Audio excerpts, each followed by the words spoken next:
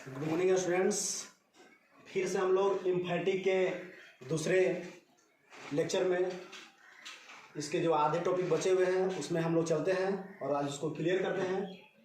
Emphatic का दो भाग हम लोग आप लोगों को पढ़ा दिए थे। प्रीवियस क्लास में मैंने आप लोगों को बताया था कि प्रेजेंट इंडेफिनिट टेंस का और पास्ट इंडेफिनिट टेंस का इम्फैटिक कैसे बनता है, मैंने उसके बारे में आप लोगों को बता दिया है।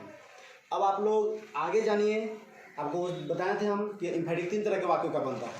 तो तीसरा जो बचा हुआ था वो आपका क्या है, तो इम्परेटिव सेंटेंस। क्या है? Imperative sentence. इम्परेटिव सेंटेंस का इम्फैटिक जो है कैसे बनता है वो हम लोग जाना है।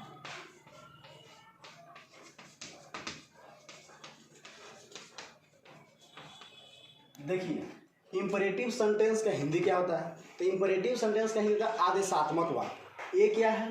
तो इम्परेटिव सेंटेंस की जो स्टार्टिंग है वो होता है प्लीज या काइंडली से, मेन वर्ब से, प्लीज या काइंडली से, मेन वर्ब से और लेट से होती है। ये इम्परेटिव सेंटेंस की स्टार्टिंग होती है इससे। और इससे जो सेंस प्रकट होते हैं वो क्या क्या होते हैं? सेंस में तो अर्थ प्रकट होते हैं या क्या क्या बोध कराता है। तो यह ऑर्डर का बोध कराता है, कमांड का बोध कराता है, एडवाइस का बोध कराता है, रिक्वेस्ट का बोध कराता है। तो इस तरह से इम्फैटिक सेंटेंस से आदेश हो गया और आज्ञा हो गया, आपका सलाह हो गया और रिक्वेस्ट, अनुरोध, ये सब का भाव प्रकट करता है। तो इस तरह के वाक्यों का इम्फैटिक कैसे बनता है? तो बहुत ही आसान है दोस्तों। आसान क्या है? तो देखिए, हम लोग जानते हैं कि मेन वर्ब से इसका स्टार्ट होता है। तो हम लोग इसके एग्जाम्पल के लिए हम लोग डायरेक्ट लिख सकते हैं कि गो देयर।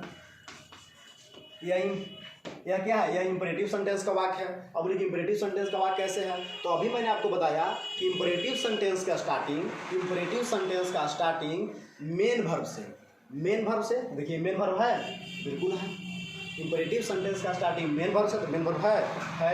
यहाँ पर हम एक और आपका सेंटेंस लिख सकते हैं, ओपन द गेट। देखिए ओपन द गेट लिख दिए। ये भी आपका देखिए ओपन क्या है, यहाँ पर मेन वर्ब है।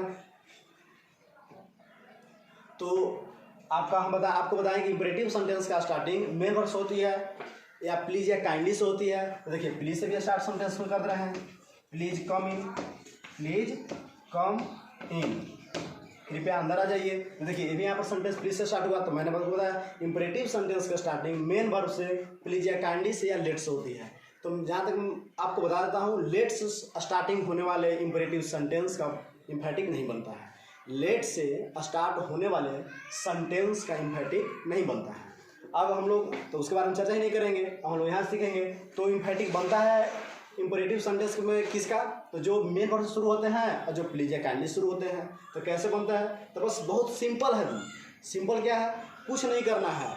इम्परेटिव सेंटेंस का इम्फैटिक बनाना है तो केवल डू का प्रयोग करना है। इम्परेटिव सेंटेंस का इम्फैटिक बनाना है तो केवल डू का प्रयोग करना है। तो डू का प्रयोग करना कहाँ है?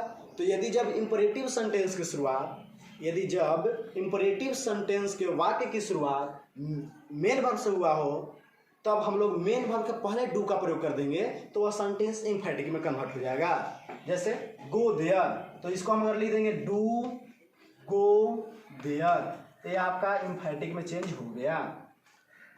इसी तरह से ओपन द गेट, इसको भी हम लिख देंगे डू ओपन द गेट, ये भी सेंटेंस इम्फैटिक में चेंज हो जाएगा।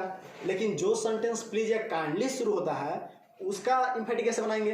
तो उसमें भी करना कुछ नहीं है, बस उसमें भी क्या करना है कि प्लीज या काइंडली के बाद और मेन वर्ब के पहले डू का प्रयोग कर देना है, तो भी सेंटेंस इम्फैटिक में चेंज हो जाएगा। जैसे प्लीज कम इन, अगर इसका इम्फैटिक बनाएंगे तो प्लीज या काइंडली, इसके बाद हम लोग डू का प्रयोग करते हैं।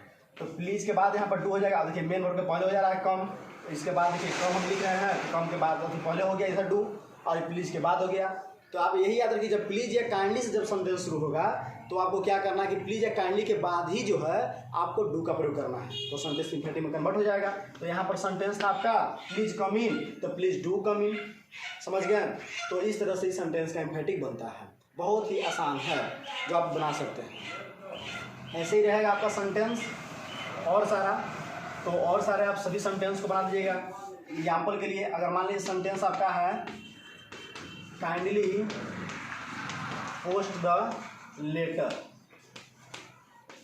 काइंडली पोस्ट द लेटर, इसका हम इम्फेटिक कैसे बनाएंगे? तो बिल्कुल आसान है, हम काइंडली यहाँ जस्ट के तस लिख देंगे और हम इसके बाद ही क्या करेंगे, इसके बाद ही डू लगाना है, प्लीज या काइंडली के बाद। तो प्लीज या काइंडली के बाद हमने डू लगा दिया और इसके बाद हम क्या करेंगे, पोस्ट द लेटर, सारे सेंटेंस को सेम बाई सेम उतार देंगे इस तरह से। काइंडली पोस्ट द लेटर, ये आपका क्या हो गया, ये आपका जनरल वाक्य है और ये आपका क्या है, ये आपका इम्फेटिक सेंटेंस है।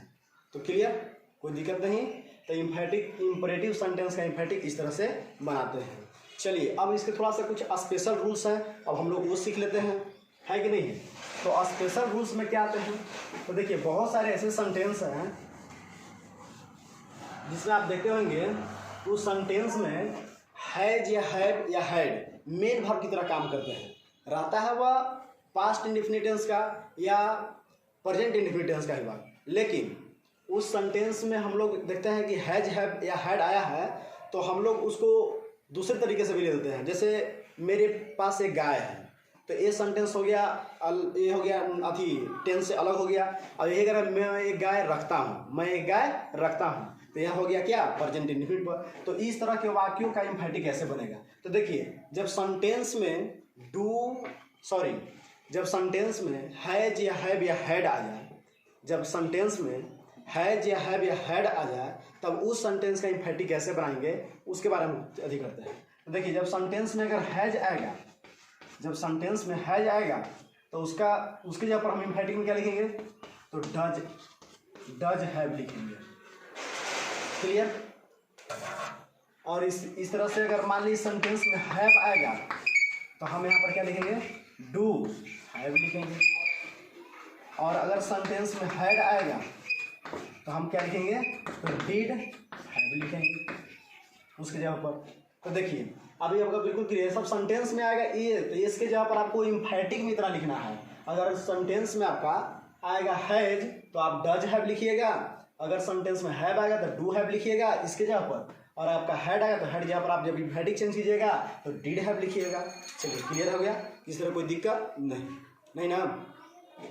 चलिए देखिए अब हम लोग समझते हैं, जैसे आई हैव ए कार, मैंने यहाँ पर सेंटेंस लिखा आई हैव ए कार, इसको हम बनाएंगे तो आई, अब यहाँ पर हैव आया है तो हैव की जगह पर हम लोग देखिए क्या यहाँ पर हैव की जगह पर इंडिकेट किया जा रहा है, डू हैव लिखने के लिए।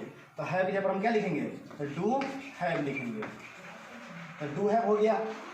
उसके बाद ए कार, देखिए ये आपका सेंटेंस बन गया, आई हैव ए कार, मैं एक कार रखता हूँ, और I do have a car, मैं एक कार रखता ही तो हूँ, या मेरे पास एक अवश्य कार है।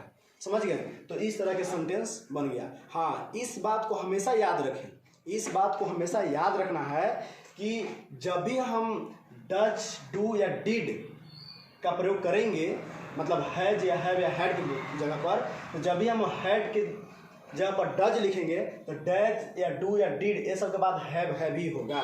कभी भी हैज है तो हैज नहीं हो जाएगा, डज हैज नहीं हो जाएगा, हैव है तो डू हैव, और हैड है तो डिड हैड नहीं होगा, ये बिल्कुल ही रॉन्ग है। जब भी हम करेंगे तो हैज की जगह पर लिखेंगे तो डज हैव लिखेंगे, और हैव की जगह पर लिखेंगे तो डू हैव लिखेंगे, और हैड की जगह पर लिखेंगे तो डिड हैव लिखेंगे।